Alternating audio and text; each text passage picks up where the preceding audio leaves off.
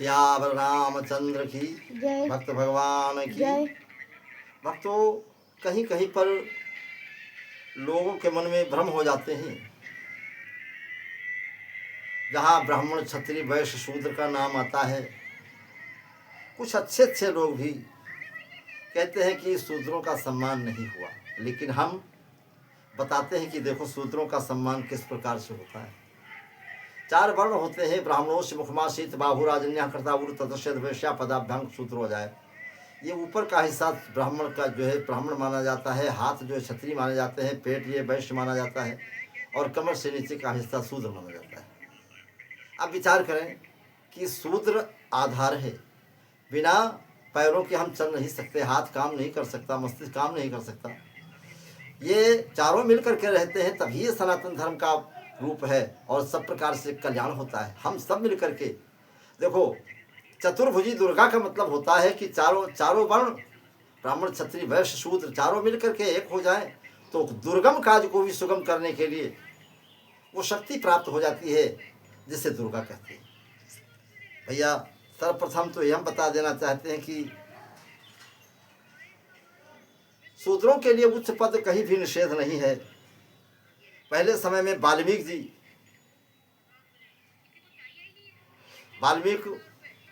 शायद 2 हुए हैं, एक ब्रह्मापुत्र ब्रह्मा से है जो आनंद रामायण से है, और एक उसी रामायण से जहाँ युधिष्ठिर के राजसूय यज्ञ में शपथ की बात आती है, उसे भी वाल्मीकि कहा जाता है। ये राम जी के भक्त थे। वाल्मीकि जी ने संस्कृत में रामचरितमानस की रचना की। वाल्मीकि रामायण कहते हैं, सारे संसार में प्रसिद्ध है। उन्हें ब्रह्मर्षि भी कहा गया है, उपाधि प्राप्त है।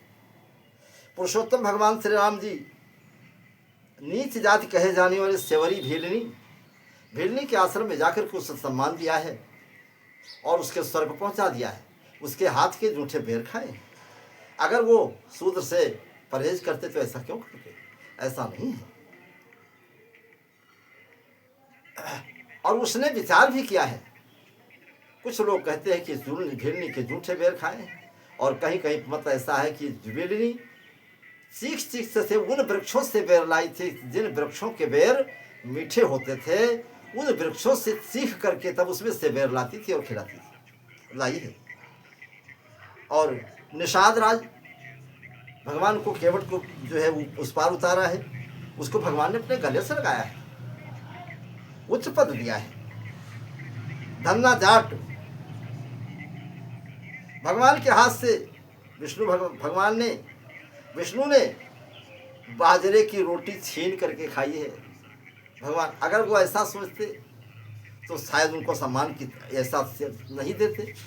और देखें, गणिका वेश्या को भगवान ने उद्धार किया है।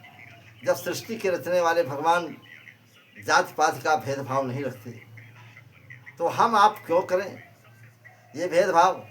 वास्तव में जो हिंदू नहीं है, वो अपने को हिंदू नहीं मानते हैं, तो हिंदू कहाँ है? और अपने जो वो लोग हैं कि जो ब्राह्मणों से ईर्ष्या करते हैं कि वो हमसे उच्च कोटि के बनते हैं, हमको नीच बताते हैं। अरे भैया, हम आपको नीच नहीं बताते, हम आपसे निवेदन करते हैं कि जो दुर्व्यसन आप में पाए जाते हैं, जैसे शराब पीना, मांसाहार, हिंसा करना, चोरी करना, असत्य बोलना, इन सारी बातों को अपने से दूर करें, अलग करें, तो आप भी मानव समाज में भगवान के बनाए हुए हैं, भगवान की रचना में आप रहते हैं और भगवान को आप प्रिय हैं। भगवान का भजन करें, भगवान का, और आप ये सब त्यागना नहीं चाहते लेकिन उच्च कोटि का बनना चाहते हैं, तो कैसे संभव है?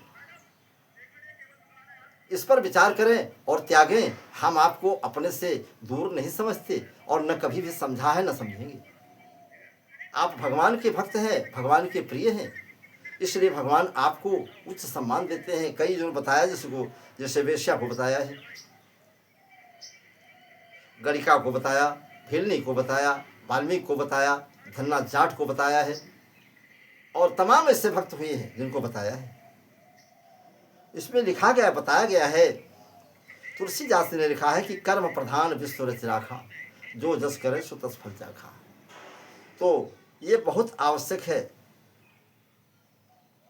वर्ण व्यवस्था, और जो वर्ण से जन्म से माता पिता जिसके ब्राह्मण थे, कर्मकांडी थे, उससे उनसे जो पुत्र पैदा हुआ है और जो पढ़ करके विद्वान होकर के कर्मकांडी हुआ है, तो केवल कर्म से होने वाला ब्राह्मण उस कोटि का नहीं है जो जन्म से और कर्म से दोनों से ब्राह्मण है, वो तो सर्वोपरि है। और भगवान तो सबका सम्मान करते हैं, भगवान तो सबके हैं, सब भक्त उन्हीं के हैं। प्रेम से बोलो भक्त भगवान की जय। वृंदावन बिहारी लाल की जय। संत गुरु भगवान की जय।